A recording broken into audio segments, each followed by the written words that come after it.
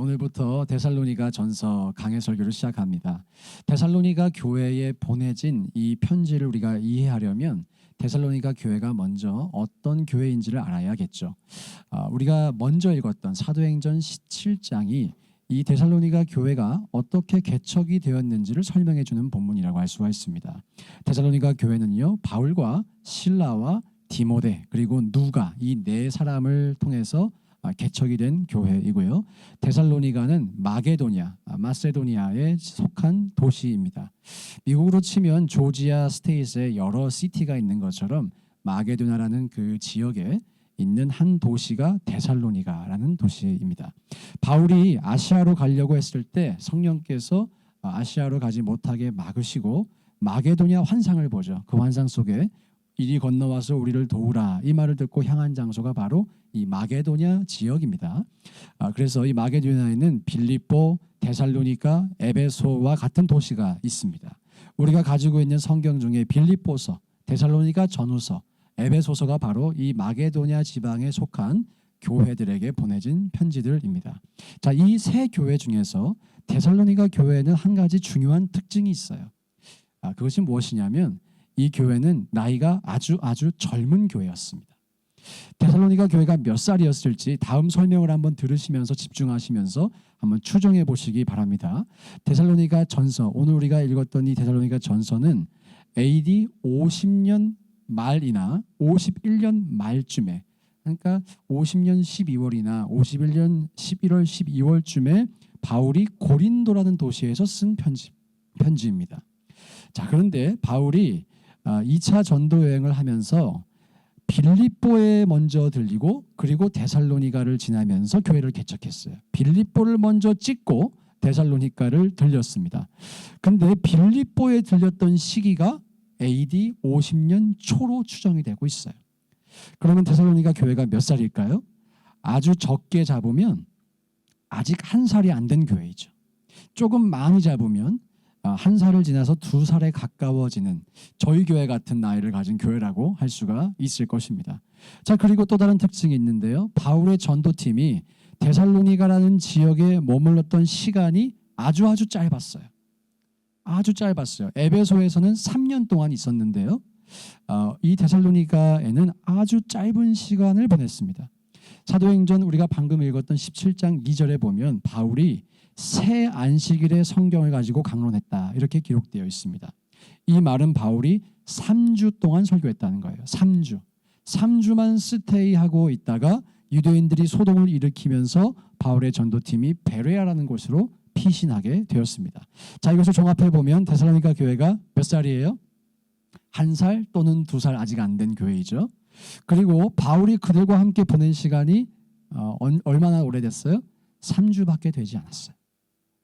자, 여러분이 한번 이렇게 생각해 보세요. 개척교회를 시작했어요. 그런데 이 담임 목사님이 예배드리고 3주 만에 떠난 거예요.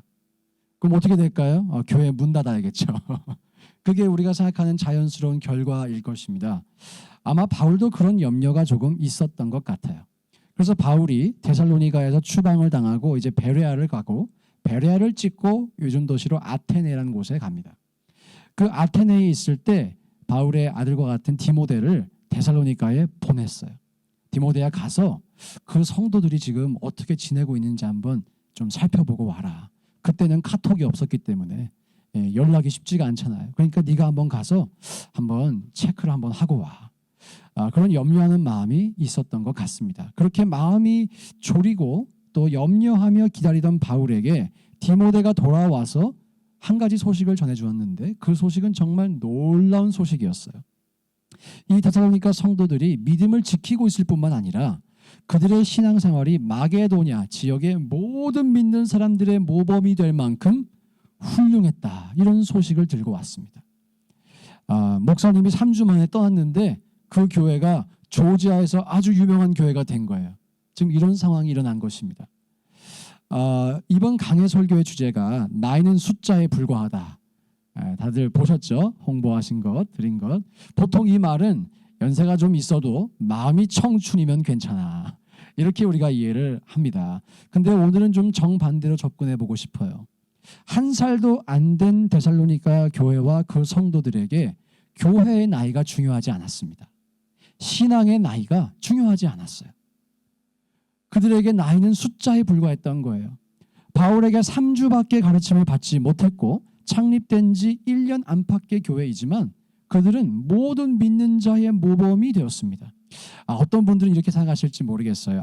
틀림없이 이 데살로니가 교인들은 믿음의 뿌리가 있어서일 거야. 분명히 몇 대째 믿어왔을 거야. 율법에 정통했던 바울이 다메섹에서 회심한 뒤에 놀랍게 쓰임받은 것처럼 데살로니가 성도들도 경건한 유대인으로 성장을 했기 때문에 놀라운 믿음의 진보를 보여줬을 거야. 그렇게 생각하실 분도 계실지도 모르겠지만 그렇지 않습니다. 우리가 방금 사도행전 17장을 읽었죠. 한번 스크린에 17장 4절을 띄워주시겠어요? 이 17장 4절은 증거하고 있어요. 누가 데살로니가 교회의 성도들이었는가?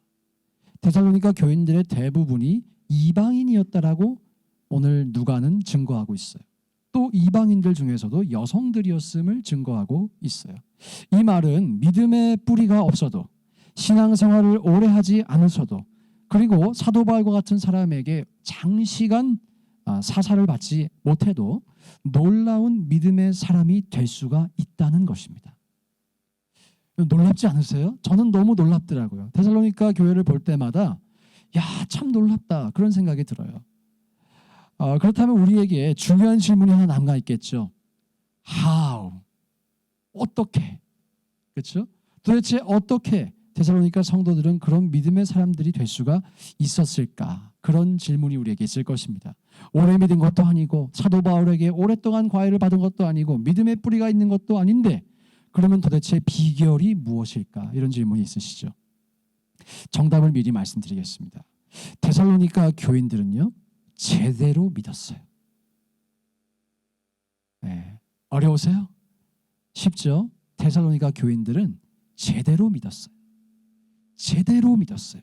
그러면 제대로 믿는다는 것은 또 무엇을 의미할까요? 오늘 제가 그것을 두 가지로 풀어서 설명해 드리려고 합니다. 첫 번째는 하나님의 말씀을 의심 없이 믿는다는 것이에요.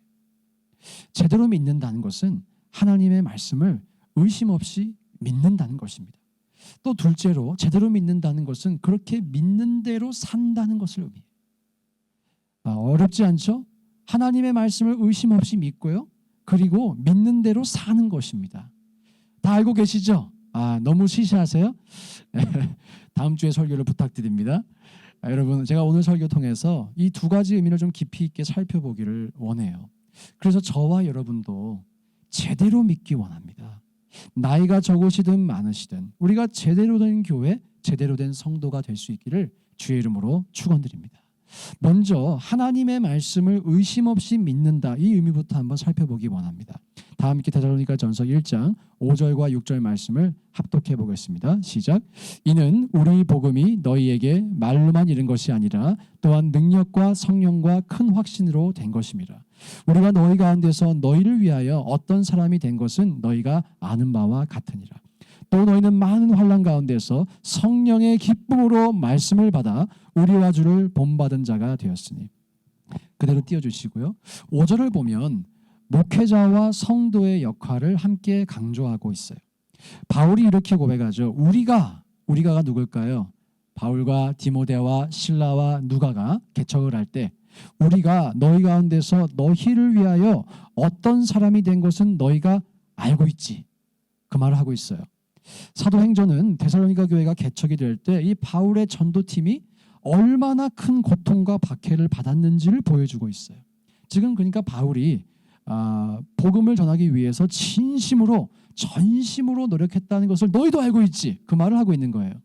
그런 그들을 보면서 데살로니가 성도들이 배운 게 있겠죠. 이 사람들이 전하려고 하는 이 복음이 정말 말로만 외치는 복음이 아니라 공허한 소리가 아니라 목숨을 걸 만한 것이구나를 성도들이 봤을 것입니다. 봤을 거예요. 그렇게 데살로니가 교회가 복음을 말로만 외치지 않고 삶으로 살아내는 좋은 목사님들을 만났다는 거예요. 이해가 되시죠? 여러분 기도해 주세요. 저도 여러분에게 그런 좋은 목사가 될 수 있도록. 저는 그렇게 되기를 소망합니다. 그런데 아까 바울과 그 전도팀이 얼마나 오래 있었다고 했어요? 몇 주 있었다고 했어요? 3주 있었다고 했어요. 3주. 한 달이 채 안 돼요.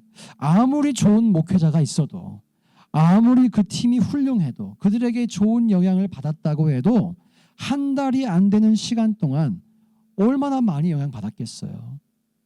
또 얼마나 좋은 영향을 받았겠어요. 이들이 좋은 목회자를 만난 것은 틀림이 없었지만 데살로니가 성도들에게도 특별한 점이 있었다는 것을 우리는 알 수가 있어요. 한 달 안에 자신들이 들었던 모든 말씀을 의심 없이 받아들인 거예요. 사람의 말로 받지 않고 하나님의 말씀으로 받아들인 것입니다. 이것이 데살로니가 성도들의 특별한 점이었어요. 그래서 5절에 보면 복음이 말로만 이른 것이 아니라 능력과 성령과 큰 확신으로 됐다라고 기록을 하고 있죠. 자, 여러분께 질문 드립니다. 복음이 능력과 성령과 큰 확신으로 오늘날에도 역사하는 줄 믿습니다. 그런데 언제 역사하는지 아세요? 언제 역사할까요? 두 가지 조건이 모두 충족돼야 돼요. 먼저는 그 복음을 선포하는 이 목회자가, 설교자가 똑바로 선포를 해야 합니다. 근데 또 한 가지 조건이 있어요. 두 번째 조건은 그 복음을 받는 성도들이 받아들여야 해요. 받아들여야 합니다. 예수님의 밭의 비유를 기억하시죠? 씨를 뿌리는 사람이 있습니다. 그런데 그 씨를 뿌리는 사람이 있음과 동시에 밭의 종류가 있었어요. 밭의 상태가 있어요. 예수님께서 밭의 상태를 언급하시며 우리에게 옥토밭이 되라고 말씀하시죠. 그리고 성경에서 성령의 역사가 나타나는 때가 있어요. 사람들이 성령을 환영하고 인정하고 받아들일 때입니다. 그래서 이 데살로니가를 찍고 바울의 일행이 베레아라는 곳으로 가는데요. 베레아에서는 성령의 역사가 활발하게 나타났어요. 그런데 그 다음 행선지였던 아테네에서는 성령의 역사가 활발하지 않았어요. 똑같은 설교자이고 똑같은 전도팀인데 받아들이는 사람에 따라서 다르게 역사가 나타났다라는 것입니다. 제가 여러분께 성령님은 인격적인 분이시다라고 여러 번 설명을 드린 바 있습니다. 성령님께서 배가 나오셨다는 의미가 아니라 지식과 감정과 의지가 있으시다는 거예요. 성령님께도 감정이 있으세요. 지식이 있으세요. 의지가 있으세요. 그렇기 때문에 성령을 거역하고 거스르고 무시하는 분들에게 성령께서 일하시기를 꺼려하십니다. 반면에 성령님을 환영하고 인정하고 받아들이는 사람들에게는 성령께서 역사하시기를 기뻐하십니다. 여러분도 누군가를 만나실 때 나를 좋아해주고 또 나와 말이 통하는 사람을 더 만나고 싶잖아요. 근데 뭔가 나에 대해서 불만이 있으신 것 같고 어려우신 분들 만나기가 편치만은 않으시죠. 마찬가지라는 거예요. 우리에게도 인격이 있는 것처럼 성령께서도 그렇게 역사하신다는 것입니다. 또 성령님께서 여러 가지 일을 하시지만 그 중에서도 성령께서 가장 중요하게 여기시는 일이 있어요. 무엇이냐면 바로 복음을 전하는 일입니다. 다른 말로 말씀의 사역입니다. 그런데 이 말씀의 사역을 하시는 성령님은 어떤 분이시다? 인격적이시다. 그래서 여러분들이 그 말씀이 들려올 때 좋은 밭이 되어서 그 말씀을 받아들이면 그 말씀은 능력과 성령과 큰 확신으로 역사합니다. 데살로니가 교인에게 그랬던 것처럼. 그런데 아무리 말씀이 들려와도 돌짝밭과 같은 마음으로 그 말씀을 받아들이지 않으면, 무시하면, 믿지 않으면, 경계하면, 난도질하면 죄송하지만 그런 분들에겐 복음이 그저 말에 불과할 수 있어요. 바울의 설교와 가르침은 성령님의 역사하심이었습니다. 바울이 설교할 때 바울이 한 게 아니라 성령께서 그 바울을 통해서 역사하셨다는 것이에요. 오늘날에도 마찬가지예요. 여러분들이 설교를 들으실 때, 여러분들이 성경을 읽으실 때, 또 공부하실 때, 여러분들이 그 말씀을 품고 기도하실 때 성령이 역사하십니다. 분명하게 역사하십니다. 이 성령의 역사는 데살로니가 지역에만 주어진 게 아니에요. 마게도냐 지방에만 주어진 게 아니에요. 오래 믿어야 경험되는 것도 아니에요. 믿은 지 1년밖에 안 된 이 데살로니가 교인들에게도 경험되었습니다. 여러분, 우리가 그러므로 이 성령의 역사를 경험해 볼 수 있기를 주의 이름으로 축복합니다. 경험하셔야 돼요. 하나님의 말씀이 말로만 이르는 것이 아니라 능력과 큰 확신이 되는 것을 경험하셔야 합니다. 참고로 저는 오순절교회 목사가 아닙니다. 저는 침례교회 목사입니다.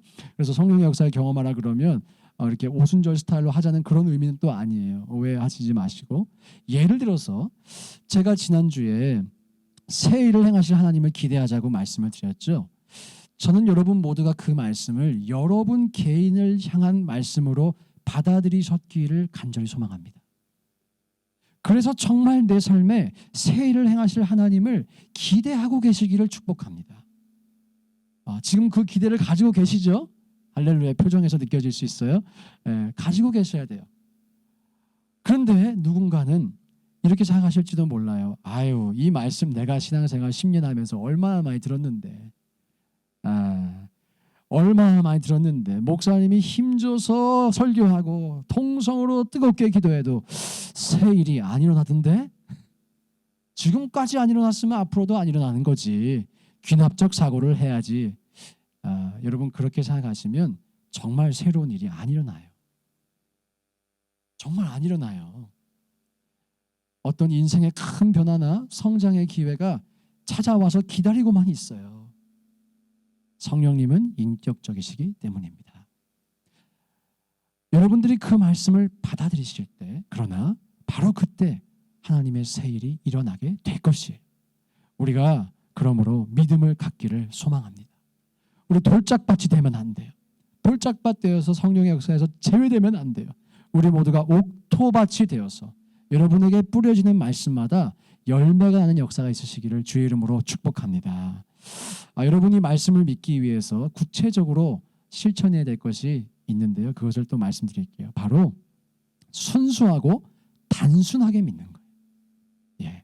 하나님의 말씀은요, 순수하고 단순하게 믿는 거예요. 어린아이가 부모를 신뢰하는 것처럼 믿는 것입니다. 저희 아들 빅터가요, 2년 전에 3살이었는데요. 2년 전까지만 해도 도마뱀이 커지면 공룡이 된다고 믿었어요. 제가 그렇게 가르쳤어요. 우리 집 주변에 도마뱀이 있는데 그걸 잡아서 잘 키우면 공룡이 된다고. 그거를 믿었는데 지금은 믿지 않습니다. 농담을 했는데 진짜 믿는 거예요. 순수하고 단순해서 그렇습니다. 여러분, 예수님께서 어린아이들의 믿음을 칭찬하시죠? 왜 그러셨나요? 순수하고 단순했기 때문에.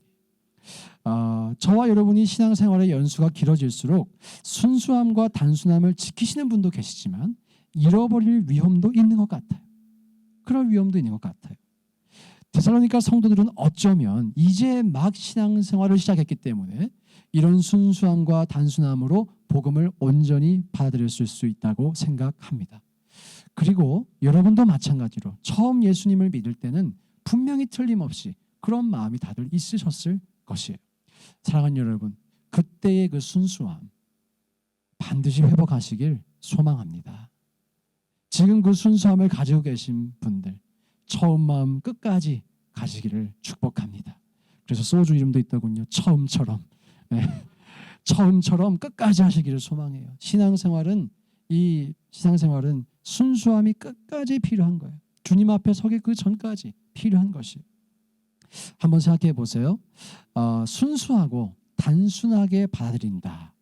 이 말의 반대말이 무엇일까요? 무엇일까요? 저는 이렇게 정리해 두었습니다. 자기 마음대로 받아들이는 거예요. 자의적으로 해석하는 거예요. 최초의 인류였던 아담과 하와가 하나님의 말씀을 순수하고 단순하게 받아들이는 것에 실패하였어요. 그렇죠? 그들은 선악과를 먹지 말라는 하나님의 말씀을 자의적으로 해석하는 마귀에게 동의하였습니다. 저는 오늘날에도 이런 분들이 있을 수 있다고 생각해요.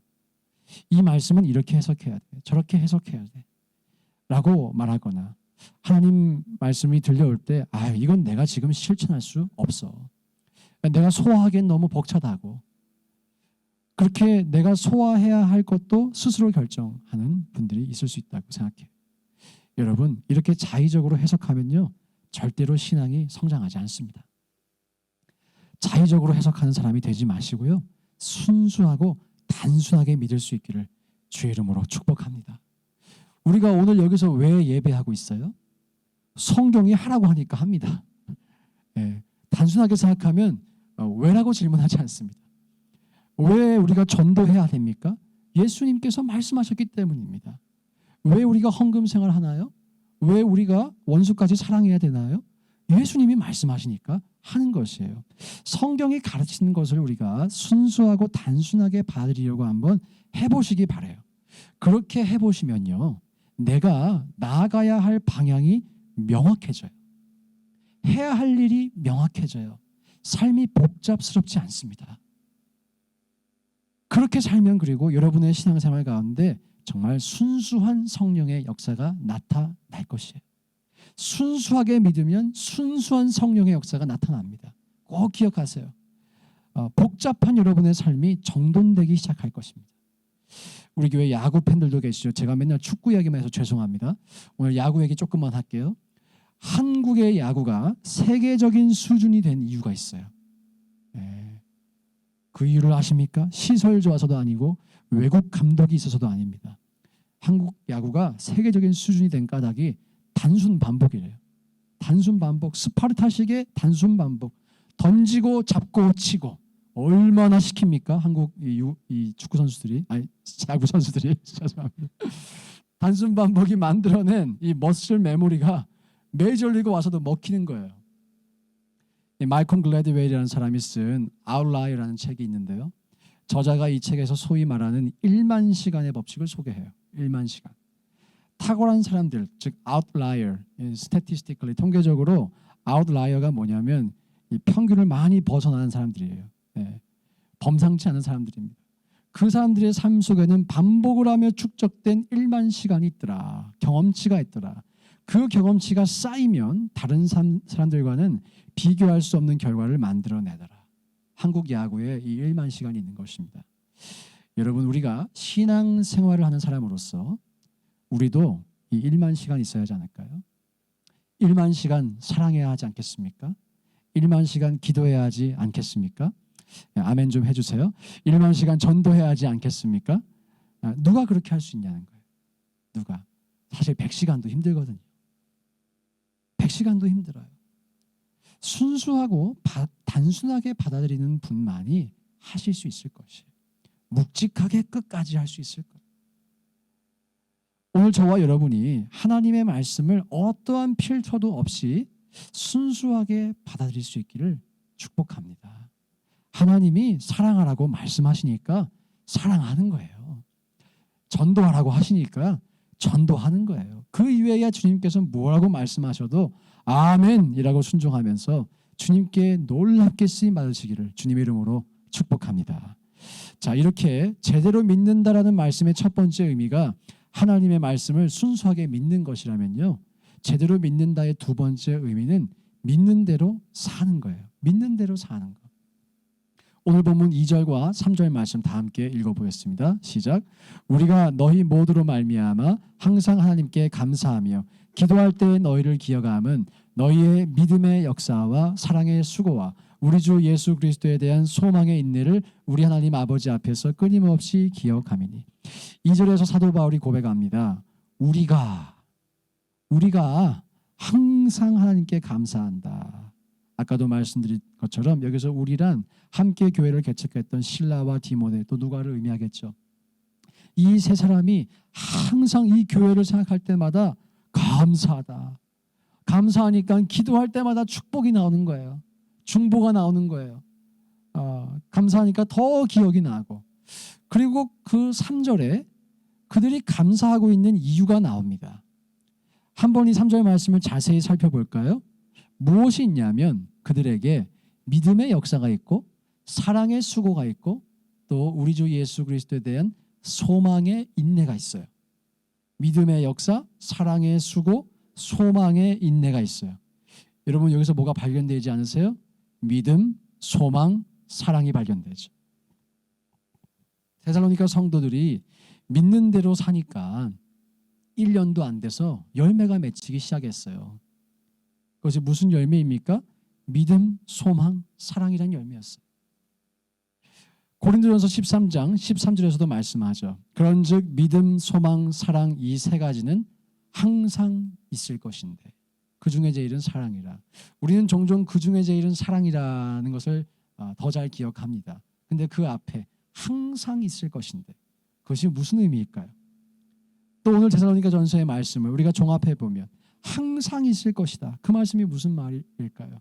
우리가 정말 믿는 대로 살면, 믿음을 따라 살면 믿음, 소망, 사랑이 우리의 삶에 나타난다는 것입니다.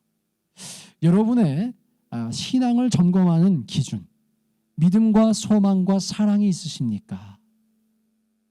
한번 질문해 보셔야 돼요. 나에겐 지금 믿음이 있는가? 나에겐 지금 소망이 있는가? 사랑이 있는가? 이 세 가지는 항상 있어야 하는 것인데 과연 나에게는 있는가? 특별히 이 데살로니가 교회가 박해를 받는 가운데 있었습니다. 이 박해가 누구로부터 시작됐냐고 말씀하나요? 유대인들로부터 시작됐죠. 사도행전 본문은 데살로니가 지역에 이미 유대인의 회당이 있었다 이렇게 기록하고 있어요. 오늘날에도 여러분 H마트가 아무 곳에나 있지 않습니다. 그렇죠? 한인이 많아야 H마트가 생겨요. 그런 것처럼 유대인의 회당도 유대인들이 많은 곳을 중심으로 생깁니다. 그래서 데살로니가 교회는 자신들을 둘러싼 수많은 유대인들에게 지금 박해를 받고 있었어요. 박해를 받고 있었어요. 그리고 이 유대인들이 얼마나 심각하게 박해를 했느냐. 사도행전 이 이후의 본문을 보면 유대인들이요 데살로니가에서 베레아까지 따라와서 바울을 괴롭혔다 이렇게 기록하고 있습니다. 자, 궁금한 마음에 데살로니가에서 베레아까지 걸어서 얼마나 걸릴까 구글 맵에서 한번 찾아봤어요. 한번 띄워주시죠 맵을. 예, 오늘날 기준으로 한 17시간 걸린다 그래요. 45마일 정도래요. 45마일. 45마일이면 스와니 H마트에서 아틀란타 공항까지의 거리입니다. 예, 얼마나 본인의 걸음으로 얼마나 걸릴지 궁금하시면 한번 오늘 걸어보시기를 바랍니다. 근데 이 구글 맵은 현대 기준이죠. 오늘날과 같이 신발도 기능성 신발이고 도로가 다 뚫려 있잖아요. 그러니까 저 정도 걸립니다. 또 쉬지 않고 가야지 17시간이죠. 고대 사회 기준으로 한다면 최소 2, 3일은 쉬지 않고 가야 하는 것 같아요. 쉬면서 자면서 먹으면서 갔으면 한 일주일 갔을 거예요. 이 데살로니가에 있던 유대인들이 바울을 핍박하기 위해서 일주일을 소요해서 따라가서 핍박을 하는 아주 독한 사람들이었다는 것입니다. 이제 지워주셔도 돼요. 네. 네. 데살로니가 교회가 지금 그런 상황에서 신앙생활을 하고 있었어요. 그런데 그들에게는 여전히 믿음과 소망과 사랑이 있었습니다. 열매가 있었어요. 본문 3절에는 믿음의 역사라고 기록하고 있죠. 믿음이 가만히 있지 않고 일을 했다는 것입니다. 정말 믿었기 때문에 그 믿음이 일을 했다는 것이에요. 핍박을 받는다고 해서 복음 사역을 멈추지 않았다는 거예요. 더 열심히 일했다는 거예요. 더 열심히 예배하고 더 열심히 기도하고 더 열심히 전도했다는 거예요. 그들의 믿음이 살아있는 믿음이었기 때문에. 본문 한번 다시 띄워주시겠어요? 2, 3절. 또 사랑의 수고라고 기록하죠. 성도가 서로를 사랑하고 그 때문에 서로 수고하는 일이 있었다고 합니다. 수고했다 그래요.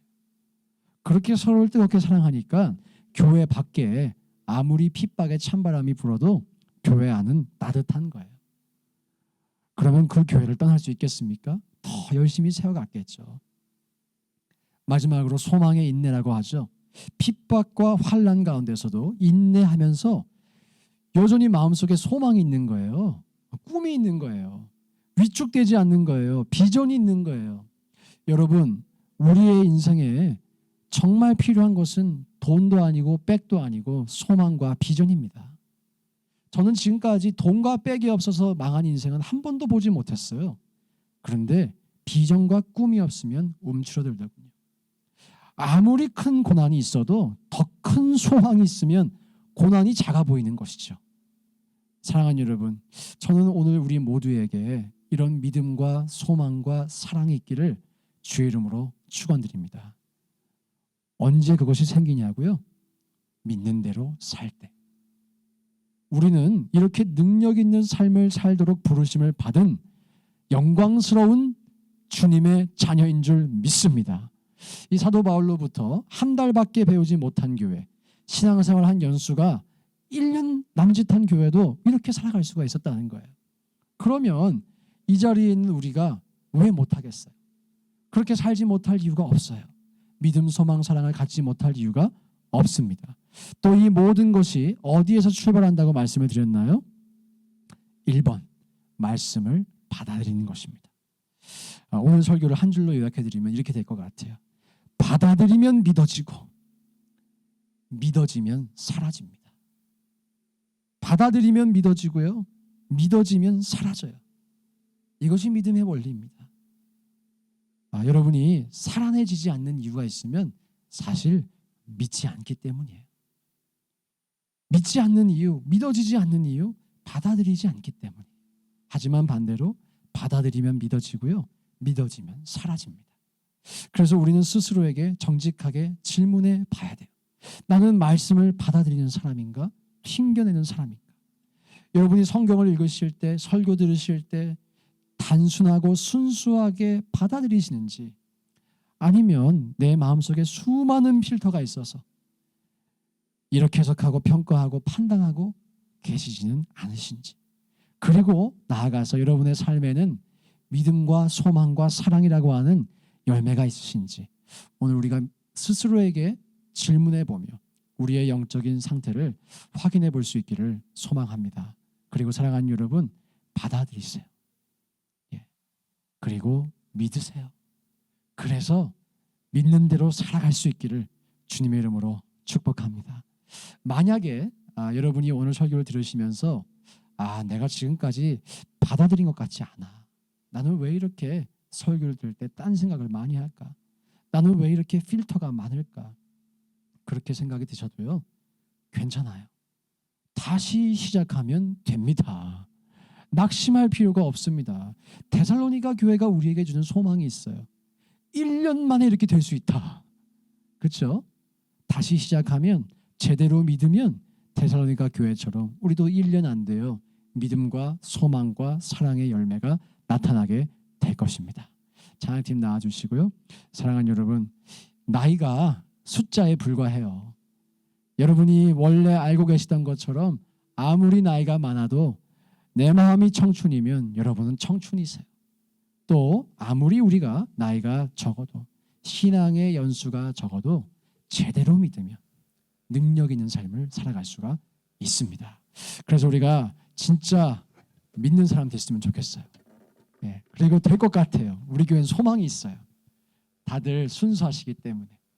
우리가 그래서 데살로니가 교회를 보면서 바울이 기뻐하고 감사했던 것처럼 하나님이 우리를 보시며 기뻐하시고 또 축복하시는 그런 교회가 될 수 있기를 주의 이름으로 축복합니다. 다 함께 자리에서 일어나셔서 함께 찬양하며 나아가겠습니다.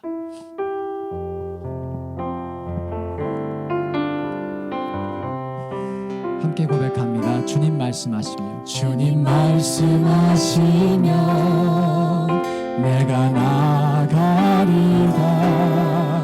주님 뜻이 아니면 내가 멈춰서리다.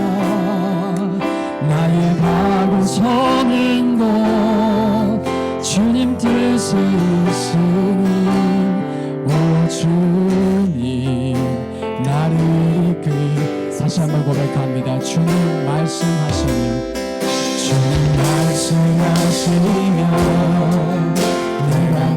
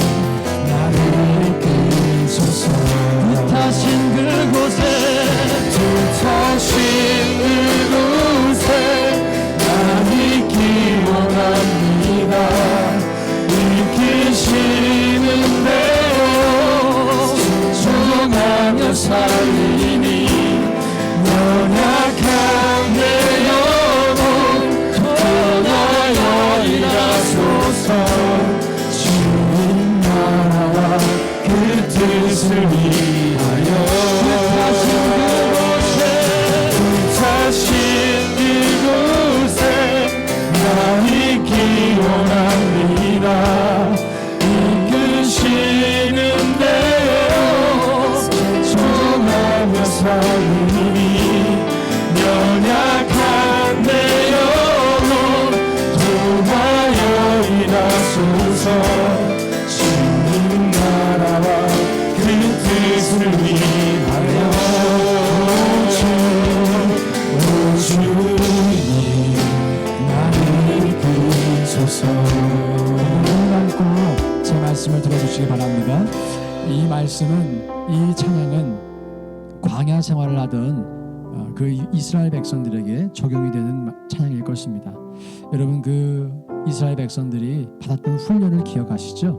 그들은 광야를 나와 하나님의 말씀을 따라 사는 훈련을 받았어요. 말씀이 가라면 가고 서라면 서는 훈련을 받았어요. 그리고 예수님의 제자들 역시 동일한 훈련을 받은 것입니다. 구약에도 신약에도 이스라엘 백성도 하나님의 교회도 우리는 모두가 다 말씀이 가라면 가고 서라면 서는 그런 존재들입니다. 함께 이 시간 다시 한번 이 찬양을 올려드릴 때 결단하며 고백했으면 좋겠어요. 주께서 무엇라 말씀하시든, 주께서 나에게 어떤 도전을 하시든, 주님 제가 그것을 순종하겠습니다.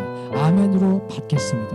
가라면 가고 서라면 서는 사람이 되겠습니다. 함께 찬양합니다. 주님 말씀하시면, 주님 말씀하시면 내가 나가리.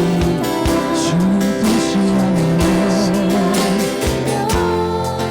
내가 멈춰서리라. 나의 가고 서는 곳 주님 뜻에 있으니 오 주님 나를 이끄소서. 뜻하신 그곳에 나 있기 원합니다. 이끄시는 대로 주님의 삶이 연약한 내 영혼 구하여 일하소서.